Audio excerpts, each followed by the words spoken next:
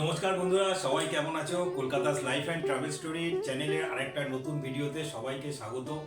আর আজকের ভিডিওটা হবে আমাদের বৃন্দাবন ট্যুর নিয়ে। বৃন্দাবন ট্যুরে গিয়ে আমরা কি কি করেছিলাম, কোথায় কি দেখেছিলাম, সেইগুলো নিয়ে আজকের ভিডিও।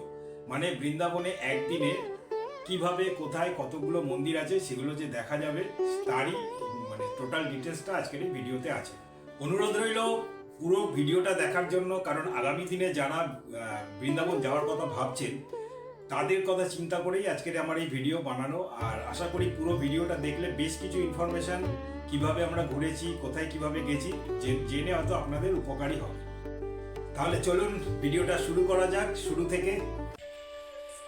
মথুরা স্টেশনে নেবে 300 টাকা দিয়ে একটা টোটো রিজার্ভ করে আমরা প্রথমে পৌঁছালাম প্রায় 16 কিলোমিটার দূরে বৃন্দাবনে। বৃন্দাবনের রামকৃষ্ণ মিশন আশ্রমে আমাদের আগে থেকেই রুম বুকিং করা ছিল। অফিস পৌঁছে রেজিস্ট্রেশন প্রসেস করে আমরা রুমে পৌঁছে ফ্রেশ হয়ে নিলাম, আর তারপর গেলাম আশ্রমেরই ডাইনিং হলে। আমাদের যে রুমটা দেওয়া হয়েছিল থাকার জন্য একদম মন্দিরের পাশে। রামকৃষ্ণ মিশন আশ্রমেরই ডাইনিং হলের নাম অন্নপূর্ণা ধাম। এইখানেই আমরা সারলাম আমাদের আজকের মধ্যাহ্ন ভোজন।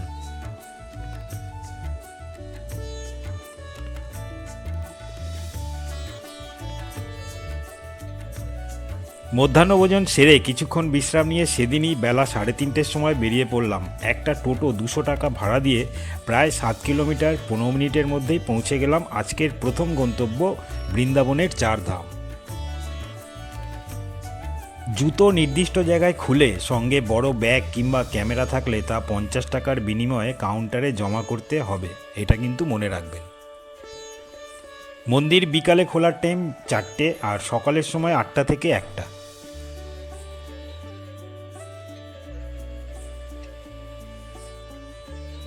প্রথমেই দেখলাম মাতা বৈষ্ণোদেবীর সুবিশাল মূর্তি, তারপর রাধাকৃষ্ণের উঁচু মন্দির, মন্দিরের ভিতর সুন্দর রাধাকৃষ্ণের মূর্তি,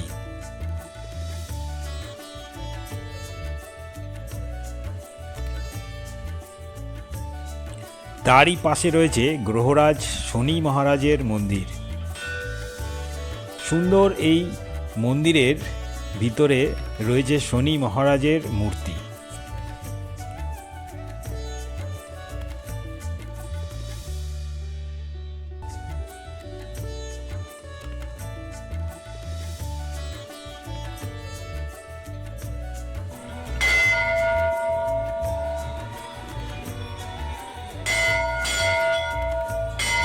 আর সব শেষে রয়েছে বাবা মহাদেবের মন্দির।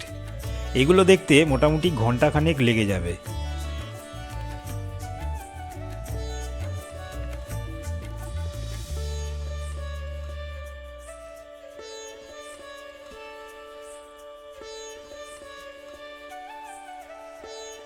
একটা কথা বলে রাখি, এই চারধামে কিন্তু কোনো এন্ট্রি ফি নেই। আচ্ছা, মন্দির চত্বরে কিন্তু রয়েছে পানীয় জল ও টয়লেটের সুবন্দোবস্ত। এরপর আবার একটা টোটো করে জনপ্রতি 20 টাকা দিয়ে চলে আসলাম 2 কিলোমিটার দূরে সোজা ইস্কন মন্দিরে। সুন্দর মন্দির, জুতো নির্দিষ্ট জায়গায় খুলে প্রথমেই মন্দিরে প্রবেশ করে ডান দিকে রাধাকৃষ্ণ আর বাঁদিকে স্বয়ং ইস্কন প্রতিষ্ঠাতা প্রভুপাদ শীল। একটু এগোলেই দেখতে পেলাম ইস্কনের সেই বিখ্যাত সন্ধ্যা আরতির সমবেত নাচ।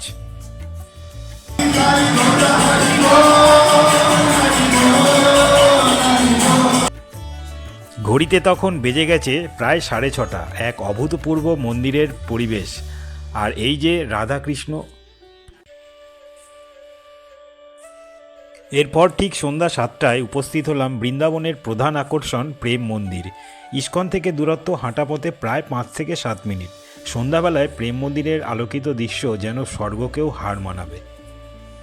জুতো কাউন্টারে জমা দিয়ে প্রথমে মন্দিরের ভিতরের সব দর্শন করলাম।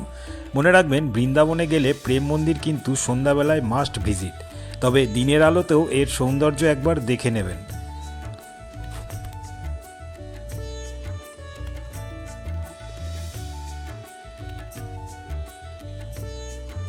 মন্দির খোলা বন্ধের টাইমটা একবার বলি। সকাল 8টা থেকে 12:30, আবার বিকেল 4:30 থেকে রাত 8:30। সন্ধ্যাবেলায় প্রেম মন্দির দর্শনের উপরই পাওনা বিনামূল্যে লাইট ফাউন্টেশন লেজার লাইট শো। প্রেম মন্দির চত্বরে পুরো 8:30 অবধি থেকে আমরা সেদিনের মতো ফিরলাম আশ্রমে।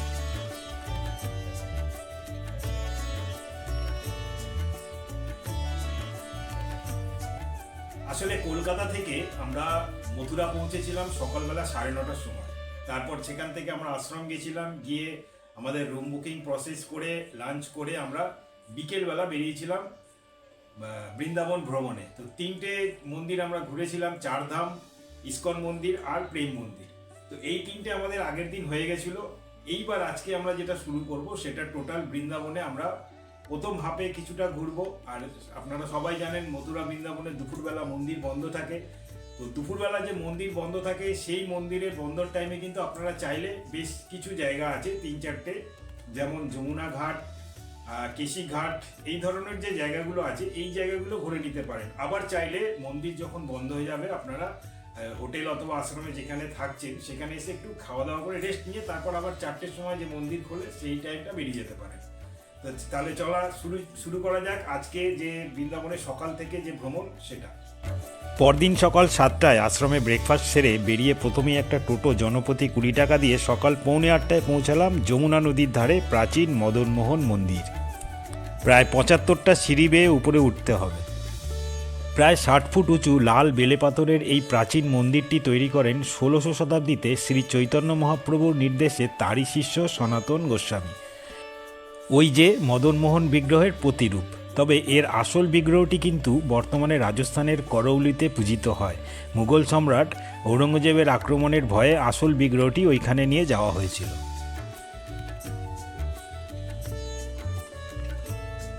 মদনমোহন মন্দির থেকে মিনিট 5-7 হাঁটলেই পড়বে বাঁকে বিহারী মন্দির। ফুল, মালা, প্রসাদ সংগ্রহ করে দাঁড়িয়ে পড়ুন মন্দিরের লাইনে।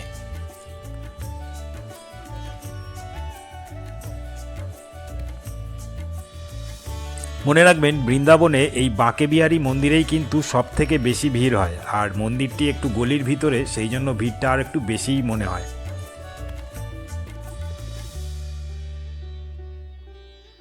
শ্রীকৃষ্ণের একমাত্র দর্শনপ্রাপ্ত মনীষী সাধু স্বামী হরিদাস বৃন্দাবনের নিধিবনে স্বয়ং প্রকট বাঁকে বিহারীজিকে এই মন্দিরে প্রতিষ্ঠা করেন। বৃন্দাবনের সবচেয়ে জাঁকজমকপূর্ণ মন্দির কিন্তু এই বাঁকে বিহারীজি মন্দির। তাই চাইলে এই মন্দিরে পুজোও দিতে পারেন। মন্দির খোলে সকাল 8টায় আর বন্ধ হয় দুপুর 12টায়। আবার বিকেল 4টেয় খুলে রাত 8টায় বন্ধ হয়ে যায়। শ্রীকৃষ্ণকে এই মন্দিরে বালক রূপে পুজো বা সেবা করা হয়। এই মন্দিরের বিশেষত্ব হচ্ছে এই মন্দিরে কোনোরূপ ঘণ্টা বা কোনোরূপ বাদ্যযন্ত্র নেই, বা কোনো মঙ্গল আরতি বা সন্ধ্যা আরতিও হয় না। তার কারণ বালক বাঁকে বিহারী যাতে কোনোরূপ ভয় না পায় এইসব নিয়ম অনুষ্ঠানে।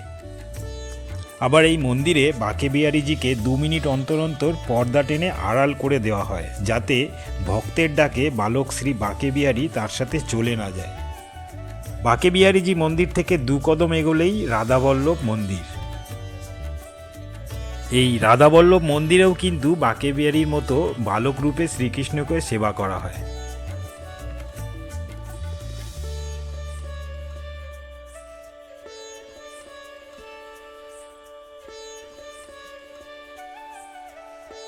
মন্দিরের ভিতর দারুণ একটা পরিবেশ।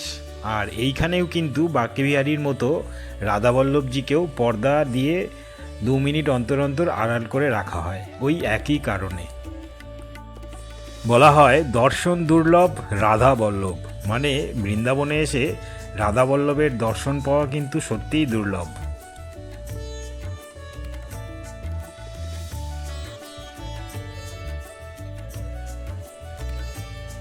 এখানে রাধা বল্লভের পাশেই রয়েছে শ্রী রাধা। এরপর মিনিট 2-এর মধ্যেই পৌঁছে যাবেন রাধারমণজি মন্দির।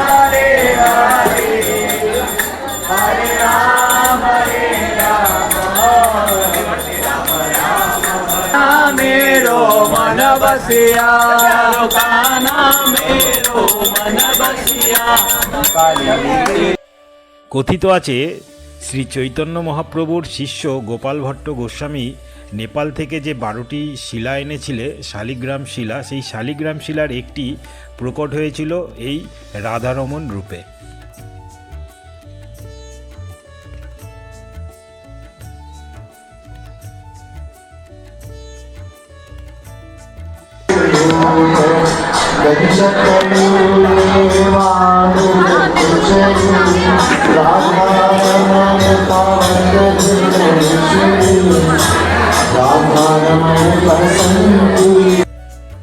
রাধারমণ মন্দির দর্শন করে এরপর একটা টোটো নিতে হবে, 10 টাকা করে ভাড়া নেবে। সোজা পৌঁছে যাব এবার আমরা শাহজি মন্দিরে।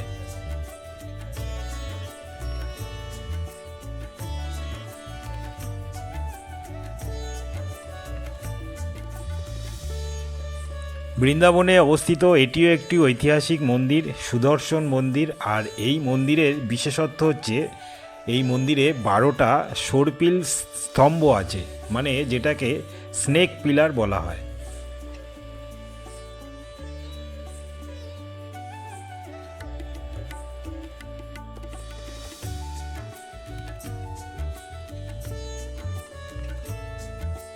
এই শাহজি মন্দিরও কিন্তু দুপুরবেলা বন্ধ থাকে। বৃন্দাবনে মন্দির ঘোরার সময় মাথায় রাখবেন হনুমান বাঁদরের কিন্তু খুব উৎপাত এখানে। শাহজি মন্দির থেকে বেরোলেই বাঁদিকে একদম কাছে নিধিবন। এই যে নিধিবনের গেট।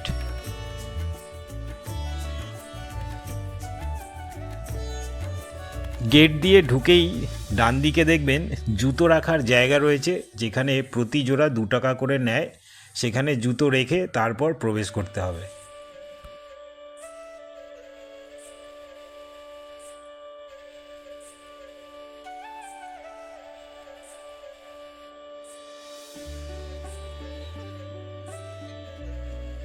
আপনি চাইলে এই নিধিবনে কিন্তু একটা গাইড সঙ্গে নিয়ে নিতে পারেন, 50 থেকে 100 টাকা নেবে।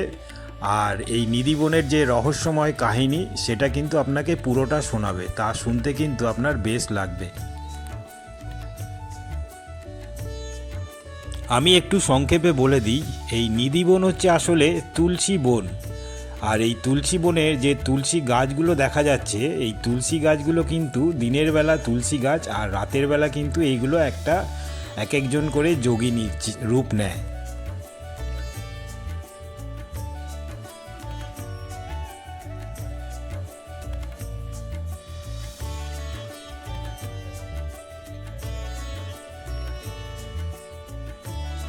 তুলসী গাছগুলো এতটাই প্রাচীন যে গাছের গুঁড়িগুলো দেখলেই বোঝা যায়।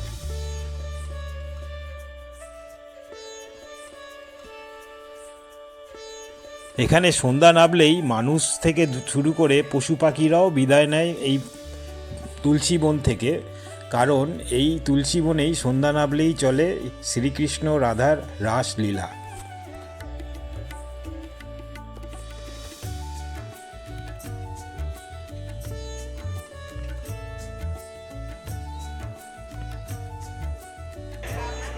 মন্দিরের ভিতরে ক্যামেরা অ্যালাউ ছিল না, তাও আমি চেষ্টা করে তুললাম যতটা দেখাতে পারি আর কি।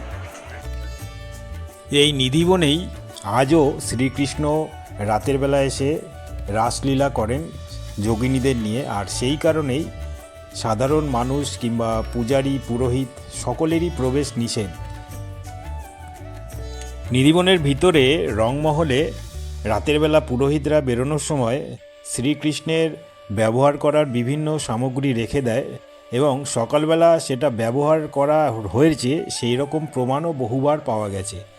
অতীতে যারা রাসলীলা দেখার চেষ্টা করেছে তাদের এই সমাধি।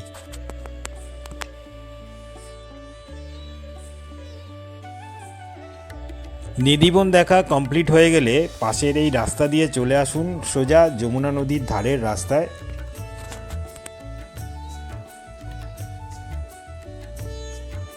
বন্ধুরা, এই নিধিবন দেখার পর সাথে সাথে আমাদের প্রথমার্ধের যে বৃন্দাবন ভ্রমণ শেষ হলো, কারণ টাইম হয়ে গেছে, এরপর 12টা বেজে গেছে, মন্দির সব একে একে বন্ধ হয়ে গেছে।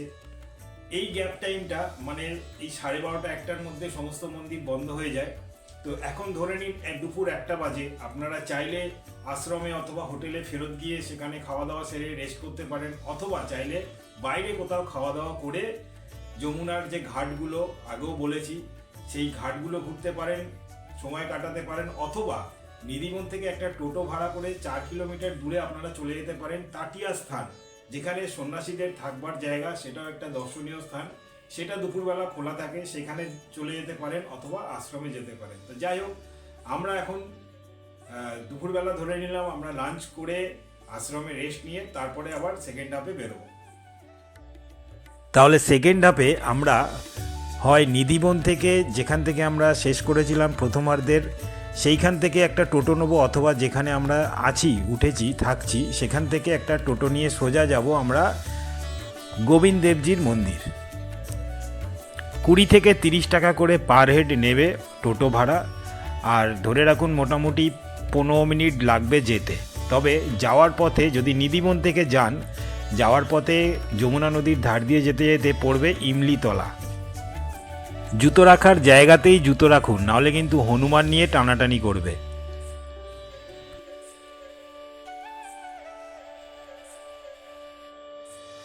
শ্রীকৃষ্ণ রাধাকে সাজিয়ে দিয়েছিল, আর রাধা সেই সাজ অবস্থায় যাওয়ার পথেই এই ইমলিতলার নিচেই কিন্তু পাকা তেঁতুলে পা দিয়ে স্লিপ খেয়ে পড়ে গেছিল।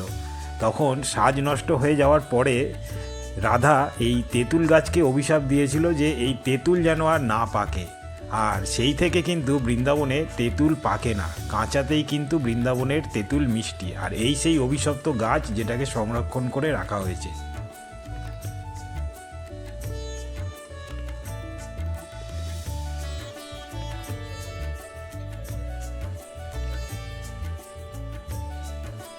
ইমলিতলায় তৈরি হয়েছে মন্দির, আর সেই মন্দিরে অধিষ্ঠান করছে শ্রীকৃষ্ণ আর রাধা। মন্দিরের দেওয়ালের ভিতরে শ্রী চৈতন্যদেব দ্বারা আবিষ্কৃত বৃন্দাবনের বিভিন্ন ইতিহাস বর্ণিত করা রয়েছে।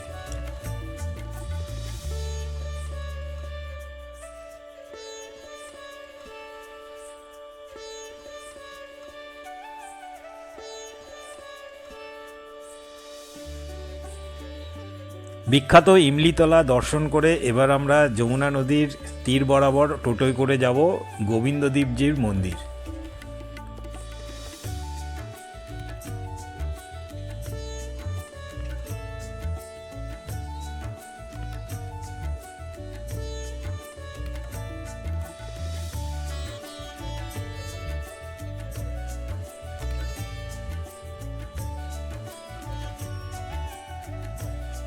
এই হচ্ছে সেই গোবিন্দদেবজির মন্দির, যা আজকের দিনে আর্কিওলজিক্যাল সার্ভে অফ ইন্ডিয়ার অধীনে।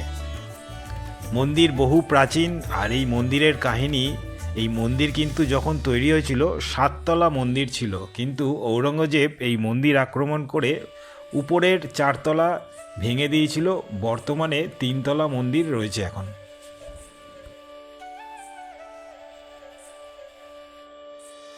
ঐতিহাসিক মন্দির, এত সুন্দর স্থাপত্য শৈলী, এত সুন্দর কাজ, যেখানে আপনার বেশ কিছুক্ষণ সময় কেটে যাবে।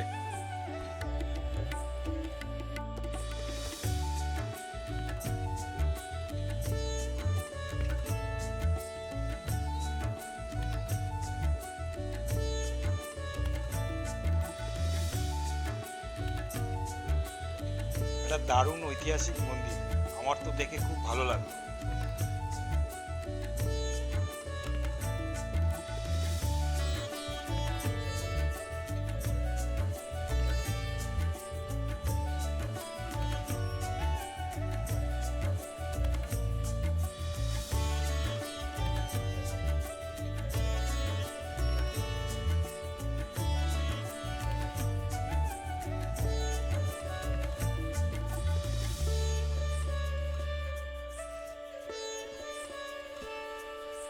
মন্দিরের ভিতরে যেহেতু ক্যামেরা অ্যালাউ নেই, তাই মন্দিরের ভিতরে দেখাতে পারলাম না। তবে মন্দিরের ভিতরে রয়েছে শ্রীকৃষ্ণ রাধার মূর্তি, সঙ্গে গোবিন্দ দেবজির মূর্তি।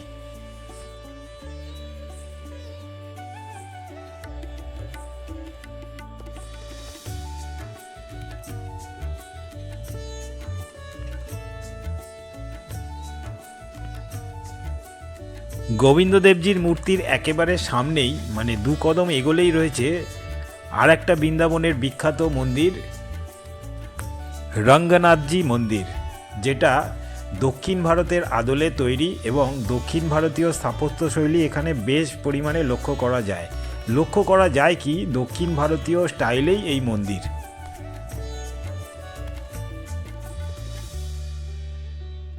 মন্দিরের গেটে ঢোকার ঠিক ডান দিকেই রয়েছে জুতো রাখার নির্দিষ্ট জায়গা, সেখানে রেখে গেট দিয়ে প্রবেশ করুন। আর আমরা দক্ষিণ ভারতে গেলে যেমন মন্দিরগুলোতে দেখি গোপুরম রয়েছে, এইখানেও কিন্তু এই রঙ্গনাথজি মন্দিরে গোপুরম রয়েছে চারদিকে 4টে।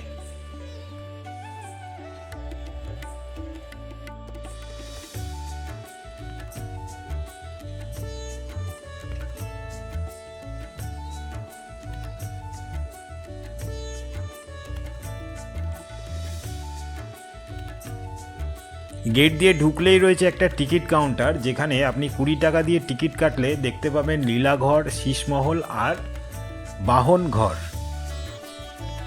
আমিও ঢোকার সময় টিকিট কেটে নিলাম, কারণ মন্দিরে ঢুকে এগুলো তো দেখতেই হবে না, বৃন্দাবনে এসছি বলে কথা। ঠিক বাঁদিকে প্রথমেই যাব লীলাঘরে। এই লীলাঘরে শ্রীকৃষ্ণের বিভিন্ন রকম লীলা বর্ণিত করা রয়েছে।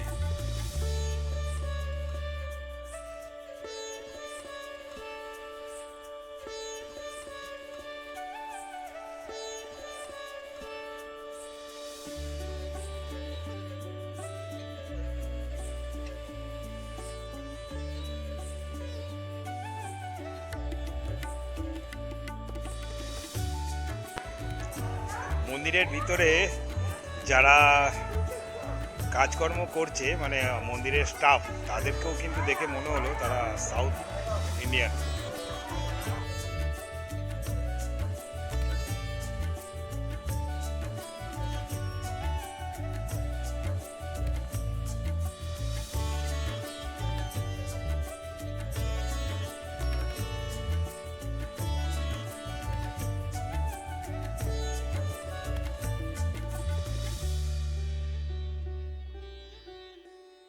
শ্রীকৃষ্ণকে বৃন্দাবনে এই রঙ্গনাথজি মন্দিরে রঙ্গনাথ রূপে দেখানো হয়েছে। এবার আসুন দেখে নিই সেই রঙ্গনাথজির মূর্তি।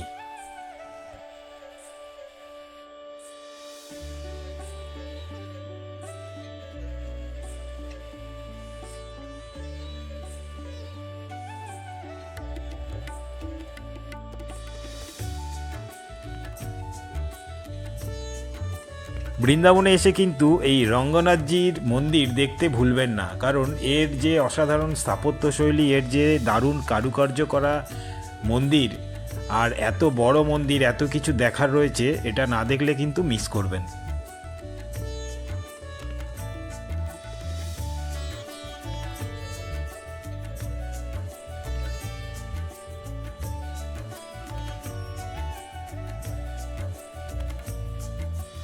তবে আবারও বলছি, বৃন্দাবনে মন্দির দর্শন করতে করতে ঘুরতে ঘুরতে কিন্তু অবশ্যই নিজের জিনিসপত্রর খেয়াল রাখতে হবে। দেখুন, হনুমানে একজনের মোবাইল নিয়ে চলে গেছে।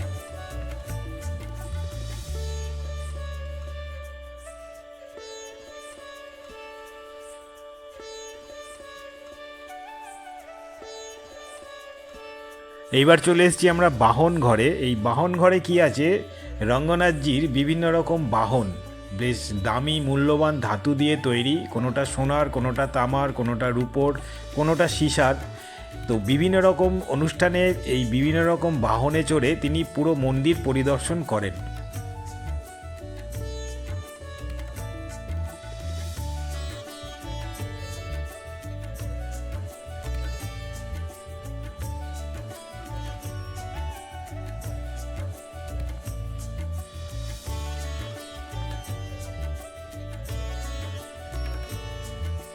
এইবার আমরা ঢুকবো বৃন্দাবনের আরও একটা বিখ্যাত জায়গা, বিখ্যাত নাম, সেটা হচ্ছে সোনার তালগাছ।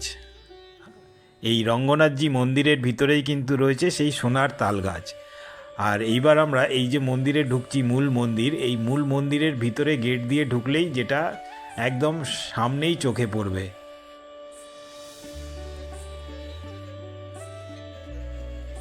সোনার প্রলেপ দেওয়া এই স্তম্ভ, একটা লম্বা স্তম্ভ, এই স্তম্ভের উপরে কিন্তু একসময় তাল গাছের মতো পাতা ছিল শোনা যায়। এখন প্রাকৃতিক বিপর্যয় বিভিন্ন রকম কারণে সেগুলো আর নেই, এখন শুধু স্তম্ভটাই দাঁড়িয়ে আছে।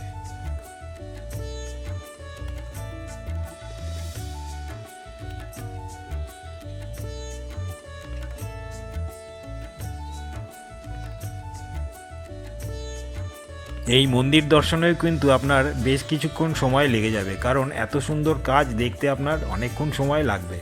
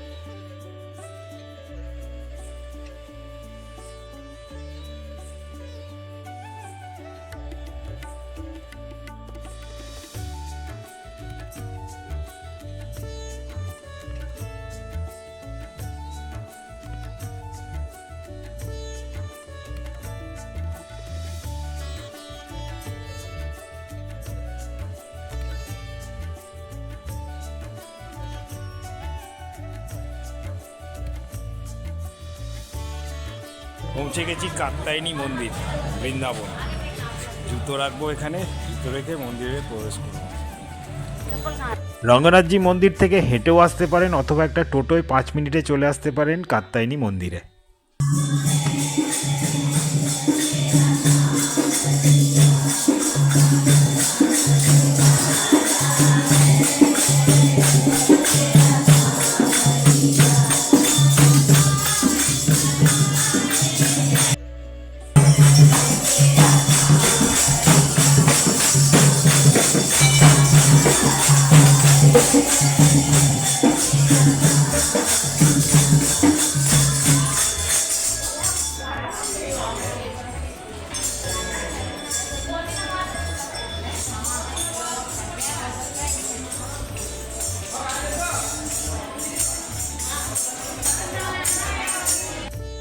বৃন্দাবনের এই কাত্যায়নী মন্দিরকে একটি শক্তিপীঠ বলে দাবি করা হয়, কারণ কথিত আছে দেবীর চুল নাকি এখানে পড়েছিল।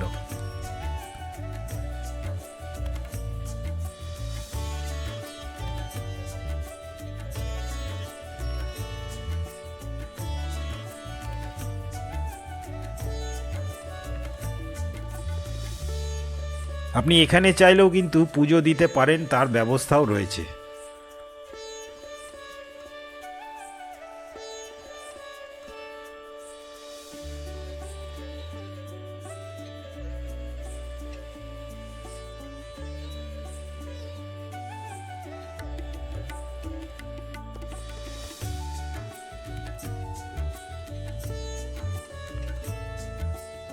কাত্যায়নী মন্দিরে আমরা একটু প্রসাদও পেয়ে গেলাম, আর প্রসাদও সংগ্রহ করলাম।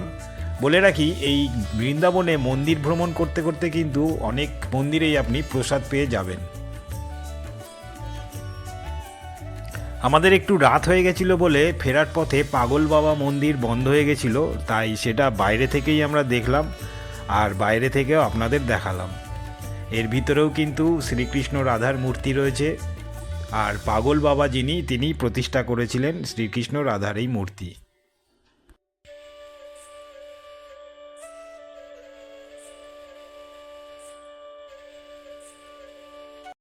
তাহলে ফেরার পথে এই পাগল বাবা মন্দির দেখেই আজকের আমাদের বৃন্দাবন ভ্রমণ, মন্দির দর্শন শেষ হলো।